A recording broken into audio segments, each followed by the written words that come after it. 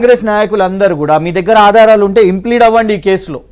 మీ దగ్గర ఆధారాలు ఉన్నాయని చూపెట్టి మళ్ళీ జైలుకు పంపుతారా? మేము సిద్ధంగా ఉన్నామండి. కానీ ఏదో భవిష్యత్తు చెప్పుకుంటా ఇదైతుంది, వీళ్ళు కలుస్తారు, ఎన్ని రోజులు చెప్తారు ఇదే సోది? 14లో చెప్పిండ్రు, 18లో చెప్పిర్రు, 23లో చెప్పిర్రు, యాస్టకు వస్తలేదా?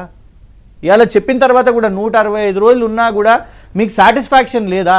ఇంకా మళ్ళా గదే అవో చూసిరా ఇట్లా వచ్చింది. చెప్పారు కదా, నేను అందుకే స్టార్టింగ్ వారు లేకుండే అనలేదా? నేను కథానాయకుడు ఫస్ట్ వచ్చి ఎన్నికల సభల్లో, ప్రచార సభల్లో నరేంద్ర మోదీ గారు చెప్పిండ్రు.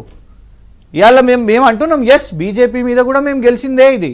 ఎందుకంటే బండి సంజయ్ గారిని కూడా మీరు చూడండి, ఫస్ట్ రియాక్ట్ అయ్యింది కూడా కేటీఆర్ గారు రియాక్ట్ అయ్యారు బండి సంజయ్ గారి మీద. ఒక హోంశాఖ సహాయ మంత్రిగా ఉన్న వ్యక్తి మీరు ఇట్లా మాట్లాడడం కరెక్ట్ కాదు, ఇది కంటెంప్ట్ ఆఫ్ కోర్టుగా తీసుకోవాల్సిన అవసరం ఉన్నది అని మేము చెప్పినాం. కాంగ్రెస్ నాయకులు ఎవరు మాట్లాడలేదు, కాంగ్రెస్ నాయకులు ఎవరు పోటీ చేయలేదు దీని మీద. దాన్ని ఎట్లా మాట్లాడుతున్నారో అని వాళ్ళు అనలేదు.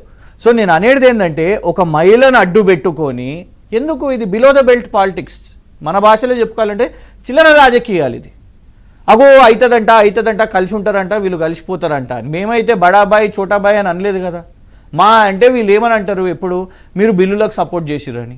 జిఎస్టీ బిల్కి మన్మోహన్ సింగ్ గారు కూడా సపోర్ట్ చేసిరండి. కాశ్మీరు బిల్లు విషయం మీద దీపేందర్ హూదా గారు కూడా సపోర్ట్ చేసిరండి, right hand of Rahul Gandhi.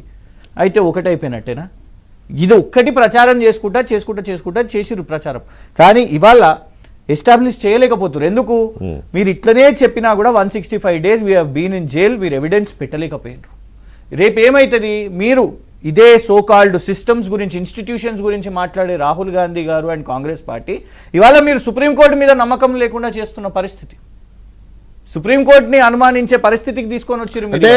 నేనేమంటానంటే, అరవింద్ కేజ్రీవాల్ గారికి బెయిల్ వచ్చినప్పుడు స్వాగతం పలికిరు కదా సార్. మరి నేనేమంటాను, డికే శివకుమార్ గారికి బెయిల్ వచ్చింది. నేనేమంటున్నానంటే